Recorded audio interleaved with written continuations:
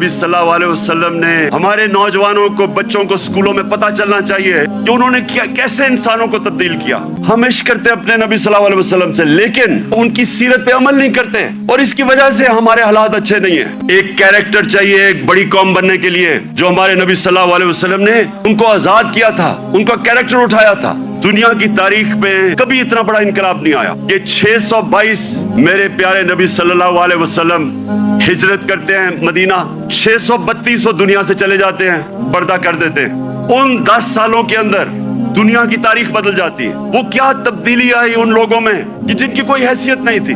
2 super powers, एक मगरिब में और एक मशरिक में, 10 सालों में ये कौम बदली और इन्होंने दुनिया की इमामत की। कुरान में अल्लाह कहता है, मैं कभी किसी कौम की हालत नहीं बदलता जब तक वो कौम खुद अपनी हालत बदलने की कोशिश नहीं करती। वो कौम की हालत बदल गई क्योंकि लोगों ने अपने आप को बदल लिया और लीडर्स बन गए। उन्होंने सबसे पहले इंसानों को आजाद किया, ज़हनी तौर पे आजाद किया, अंदरूनी तौर पे आजाद किया। उन्होंने मदीना में सबसे पहले चीज क्या की? जो अदल और इंसाफ का निजाम कायम किया। ये याद रखें कि पहले अदल और इंसाफ आया, फिर खुशहाली आई। उन्होंने मदीना की रियासत में क्या किया? तालीम की इमरजेंसी लगा दी। तालीम के बगैर माशरा ऊपर नहीं जाता। फलाई रियासत, इंसानियत का निजाम, दुनिया की तारीख में पहली दफा उन्होंने एक फलाई रियासत बनाई। अल्लाह ने खिताब मेरे नबी सल्लल्लाहु अलैहि वसल्लम को रहमतुल आलमीन का था।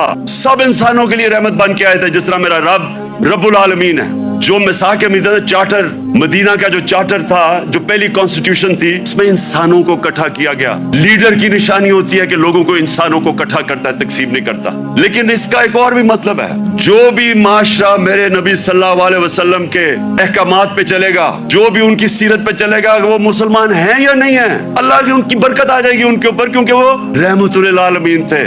आज इस मुबारक दिन पे गौर और फिक्र करना है कि हमने कैसे इस कौम को उधर पहुंचाना है जिसके लिए यह मुल्क बना था।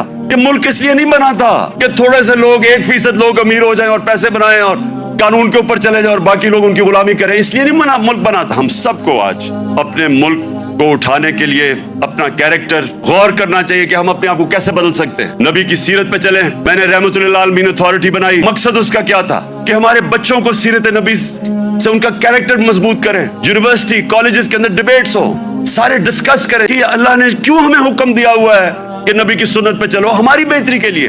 रहमतुल आलमीन अथॉरिटी का मतलब ये था कि स्कॉलरशिप आए और वो काम करे इस पे, ताकि अपने यूथ को तो बताए, क्योंकि अगर आप नहीं बताएंगे, उनके ऊपर तो मगरबी कल्चर की जलगार हुई है। मोबाइल फोन से बच्चों को वो मटेरियल मिल रहा है जो इंसानी तारीख में नहीं बच्चे को मिला।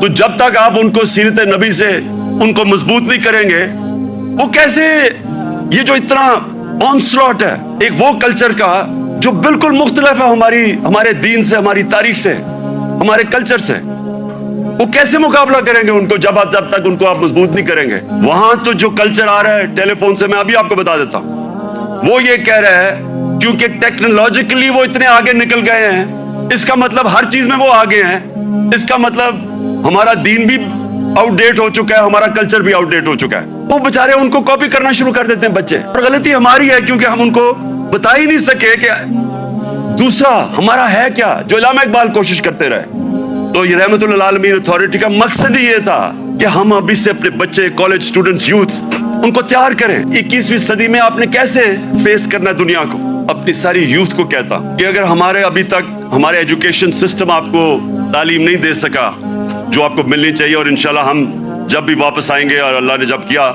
तो रहमतुल आलमीन अथॉरिटी को रिवाइव करेंगे, बच्चों को तैयार करेंगे। कोई किसी को जबरदस्ती दीन में नहीं ला सकता, लेकिन हमारा फर्ज ये है कि कम से कम हम अपनी यूथ और बच्चों को उनकी फाउंडेशन तो बना दें, उनकी बुनियाद तो रख दें, उनको बता तो दें कि आपका दीन, और खास तौर पे शुरू हमेशा सीरत नबी से करें। मैं अपने यूथ को अब कहता हूं कि किताबें पढ़ें, नबी सल्लल्लाहु अलैहि वसल्लम की जिंदगी पढ़ें, समझें कि वो दुनिया में क्या हुआ था। कभी ऐसी दुनिया की तारीख में ऐसा फिनोमेना नहीं आया। और उसके बाद जो फिर अल्लाह आपको हिदायत करता है, नहीं वो आपकी किस्मत है, लेकिन कम से कम उससे आप तैयार हो जाएंगे दुनिया 21वीं सदी का मुकाबला करने के लिए।